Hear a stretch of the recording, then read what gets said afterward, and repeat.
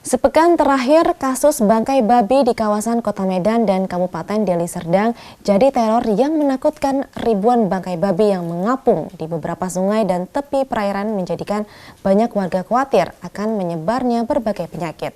Pihak aparat diminta untuk segera mengungkap kasus bangkai babi agar tidak menimbulkan kecemasan yang lebih parah.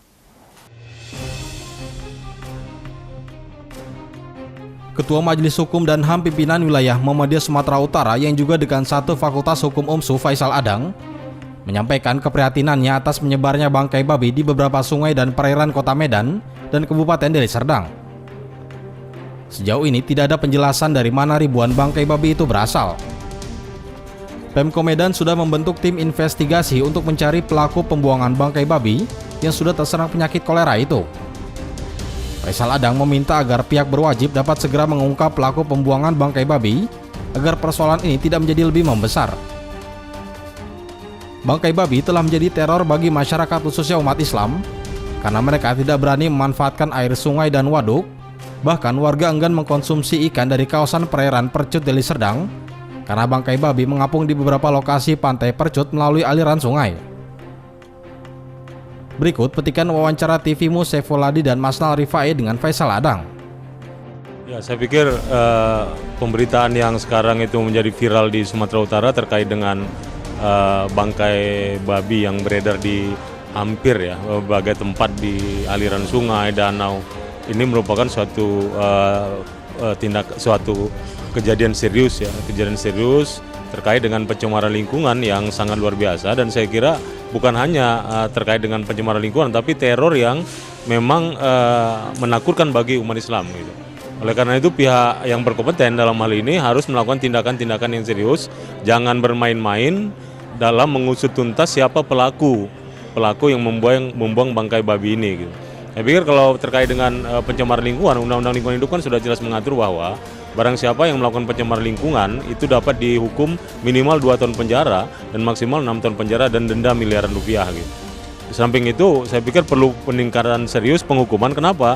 Karena ini sudah bentuk teror yang sangat luar biasa kepada umat Islam yang mayoritas yang ada di daerah di mana bangkai babi itu berada gitu. Saya pikir pemerintah dalam hal ini pihak yang berkompeten ini harus serius, jangan main-main. Jangan nanti kemarahan umat itu yang akan menonjol dibandingkan kalau terjadi keterlambatan oleh aparat penegak hukum untuk menanganinya seperti itu.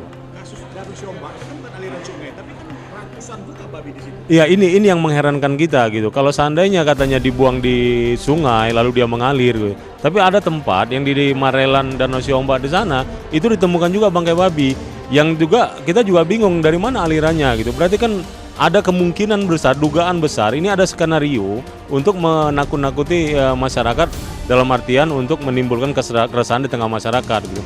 Karena kalau seandainya ini masuk ke dalam air masyarakat lalu air dipergunakan masyarakat, ini kan juga akan menimbulkan penyakit kepada masyarakat gitu. Dan penghukumannya di Undang-Undang Lingkungan Hidup jelas itu sangat keras gitu, Pak. Dan ini punya dugaan, ini bukan peternakan babi yang dilakukan oleh rakyat, tapi adalah soal peternakan korporasi. Bagaimana? Ya, apalagi tindakan ini perbuatan ini dilakukan oleh korporasi. Undang-Undang Lingkungan Hidup jelas sangat tegas menyatakan pertanggungjawaban itu harus gitu, pertanggungjawaban pidana dan pertanggungjawaban juga secara administrasi gitu. Dan ini kan juga tergantung di tangan pemerintah sebenarnya. Pemerintah jangan serius mengurusi hal-hal yang tidak jelas juntrungannya, tapi ada kasus yang sangat meresahkan depan masyarakat. Sekarang yang dialami masyarakat, trauma masyarakat itu tutup mata gitu. Jangan, kita tidak mau nanti masyarakat malah yang akan bertindak gitu. Oleh karena itu kita berharap kepada pihak yang berkompeten, baik aparat kepolisian, pihak dinas terkait, pihak-pihak yang berkompeten lah agar segera usut, tuntas, dan secara terbuka disampaikan.